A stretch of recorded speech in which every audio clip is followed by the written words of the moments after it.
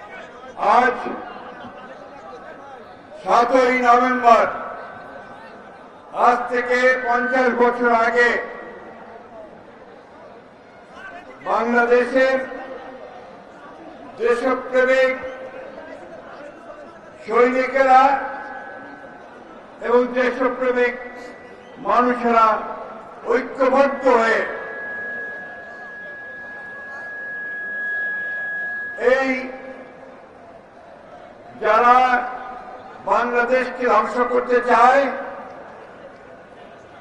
যারা বাংলাদেশকে একটা কঠিন আবরণে রাখতে চায়,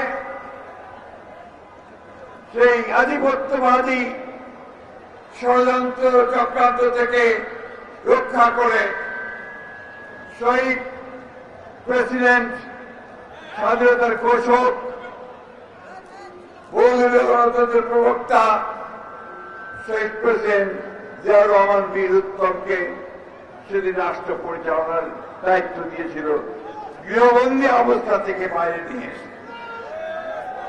সেই দিন থেকে সেই শহীদ প্রেসিডেন্ট জিয়াউর রহমান মাত্র 3.5 বছরের মধ্যে বাংলাদেশকে একটা নতুন, একটা সমৃদ্ধ বাংলাদেশে পরিণত করতে চেয়েছিলেন।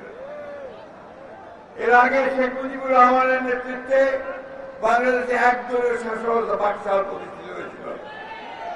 তিনি সেদিনকে বহুদলীয় গণতন্ত্র রূপান্তরিত করেছিলেন, সংবাদপত্রের স্বাধীনতা নিশ্চিত করেছিলেন, বিচার বিভাগের স্বাধীনতা নিশ্চিত করেছিলেন এবং অর্থনীতিতে তিনি একটা বেসরকারি খাতে বিনিয়োগ এবং প্রাইভেট সেক্টরকে তিনি সেদিন কাজ শুরু করেছিলেন।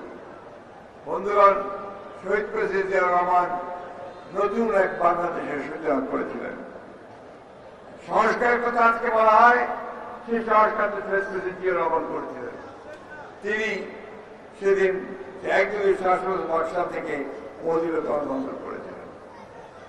আর তারপরে দেশনেত্রী বেগম খালেদা জিয়া তিনি প্রেসিডেন্সিয়াল ফর্ম অফ গভর্নমেন্ট থেকে পার্লামেন্টারি ফর্ম অফ গভর্নমেন্টে নিয়ে এসেছিলেন। আজকে আপনি দেখেছেন যে সেই ফ্যাসিবাদী হাসিনার 15 বছরের দুঃশাসন থেকে মুক্তি পাওয়ার লক্ষ্যে ছাত্র জনতার যে গণ অভ্যুত্থান ঘটে, সেই অভ্যুত্থানের পরে হাসিনা দেশ থেকে পালিয়ে যায়। তারপরে এই দেশের মানুষ আবার একটা নতুন বাংলাদেশ নির্মাণ করতে চায়। আপনাদের মনে থাকার কথা, 2016 সালে দেশনেত্রী বেগম খালেদা জিয়া নতুন সংস্কারের রূপরেখা দিয়েছিলেন ভিশন 2030। একই সঙ্গে তিনি দেশকে নতুন করে সাজানোর জন্য উৎপাদনের আদেশে তিনি সব দেশকে সামনের দিকে এগিয়ে নেওয়া যাচ্ছিলেন। বন্ধুগণ, সেই দেশের আমাদের তরুণ নেতা, আমাদের বর্তমান আধুনিক গণতান্ত্রিক আন্দোলনের নেতা, আমাদের দেশনায়ক তারেক রহমান 2021 সালে তিনি 31 দফা কর্মসূচি দিয়েছিলেন সংস্কারের জন্য। আজকে সেই সংস্কারই এই অন্তর্বর্তীকালীন সরকার কাজ শুরু করলে আমরা তাদেরকে পূর্ণ সমর্থন জানিয়েছি। প্রায় 1 বছর এই সনদ তৈরির কাজ করেছে তারা। গত 17ই অক্টোবর রাজনৈতিক দলগুলো তারা একমত হয়েছেন যে সমস্ত বিষয়ে, সেগুলোতে আমরা স্বাক্ষর করেছি পার্লামেন্টের সামনে। এরপরে আবার যখন এই ঐক্যমত্য কমিশনের প্রধান রিয়াজ সাহেব, সেই সঙ্গে প্রধান উপদেষ্টাও তারা আবার নতুন করে প্রস্তাবটা দিলেন, সেই প্রস্তাবের মধ্যে দেখা যাচ্ছে যে সেই সনদে যারা আমরা স্বাক্ষর করেছিলাম সেগুলো সেখানে লিপিবদ্ধ হয়। এমনকি আমরা যে বিষয়গুলোতে আমাদের যে একটা সর্বসম্মতিক্রমে সিদ্ধান্ত হয়েছিল যে আমরা আমাদের আপত্তি থাকবে, নোট অফ ডিসেন্ট থাকবে, সেগুলো লিপিবদ্ধ থাকবে, সেটাও সেখানে উল্লেখ করা হয়। সম্পূর্ণ নতুন করে চিন্তা ভাবনা নিয়ে আসা হয়েছে। বন্ধুগণ, আমরা সেটা গ্রহণ করিনি। আমরা প্রেস কনফারেন্স করে দিয়ে সেটা বলেছি। পরবর্তীকালে আমরা দেখলাম যে হঠাৎ করেই উপদেষ্টা কাউন্সিলের একজন সদস্য তিনি প্রেস কনফারেন্স করে বললেন যে তাদের উপদেষ্টা কাউন্সিলের সিদ্ধান্ত হয়েছে যে 7 দিন সময় দেওয়া হবে রাজনৈতিক দলগুলোকে, তারা নিজের মধ্যে আলোচনা করে সিদ্ধান্ত গ্রহণ করবে।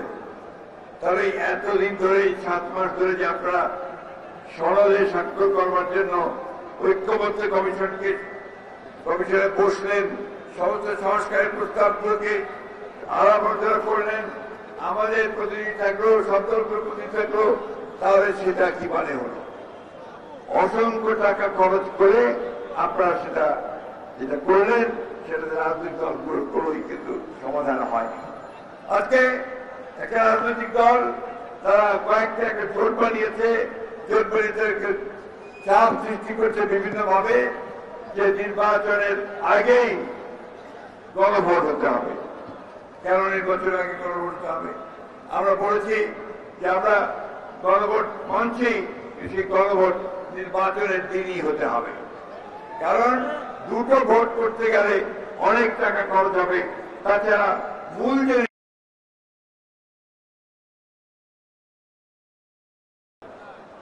আজকে দুর্ভাগ্য আমাদের আজকে অন্তর্বর্তীকালীন সরকার যাকে আমরা সম্পূর্ণ সমর্থন দিয়েছি, তারা নিজেরাই আজকে একটা অবস্থা তৈরি করছে যাতে করে নির্বাচন ব্যাহত হয়।